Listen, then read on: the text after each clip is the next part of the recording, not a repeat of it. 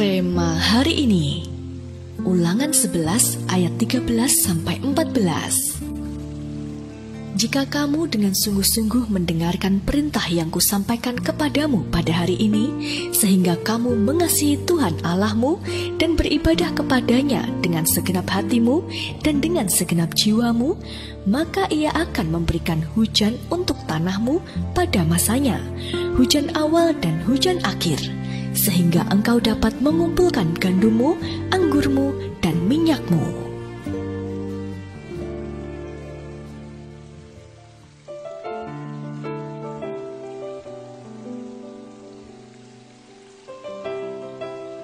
Ada seorang laki-laki yang sedang jatuh cinta kepada seorang gadis.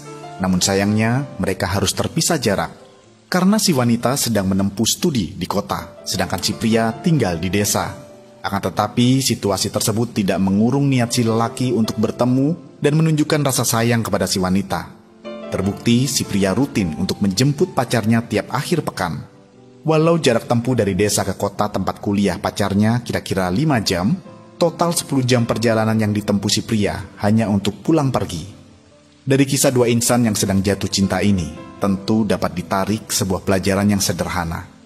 Bahwa saat seseorang sedang jatuh cinta, orang yang ia cintai akan menjadi pusat hidupnya, sehingga ia akan mengasihinya dalam segala situasi.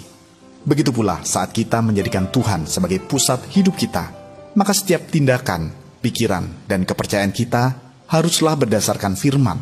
Sehingga saat mengalami lahir baru dan kepenuhan kasih Kristus yang sudah berkorban bagi kita di atas kayu salib, kita akan dimampukan untuk mengasihi Tuhan di segala waktu dan situasi.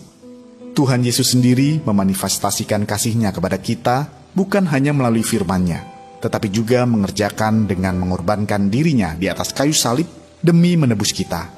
Itu sebabnya, mulai saat ini, mari ambil keputusan untuk menjadikan Tuhan pusat hidup kita. Sehingga situasi apapun yang sedang kita hadapi saat ini, kita tetap bisa mengasihi Tuhan. Kita akan berjalan dalam firman-Nya dan melakukan kehendak-Nya dalam hidup kita. Maka kita akan melihat bagaimana karya Tuhan dinyatakan begitu luar biasa dalam hidup kita. Kita akan dimampukan mengasihi Tuhan dengan segenap hati dan melakukan segala firman, serta perintah-Nya yang mungkin sebelumnya terasa berat. Sehingga kemuliaan Tuhan pun semakin dinyatakan dalam hidup kita. Apa yang dimaksud dengan Tuhan pusat hidup kita? Sudahkah Anda menjadikan Tuhan pusat hidup Anda? Menurut Anda, mengapa kita perlu menjadikan Tuhan sebagai pusat hidup kita? Bagaimana kita dapat menjadikannya demikian dengan segenap hati? Tuliskanlah.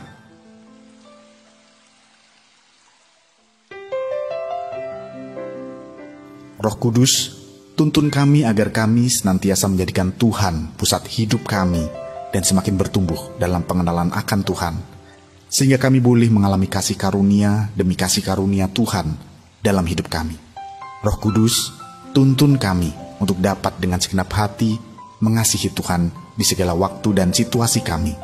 Di dalam nama Tuhan Yesus, kami berdoa. Amin.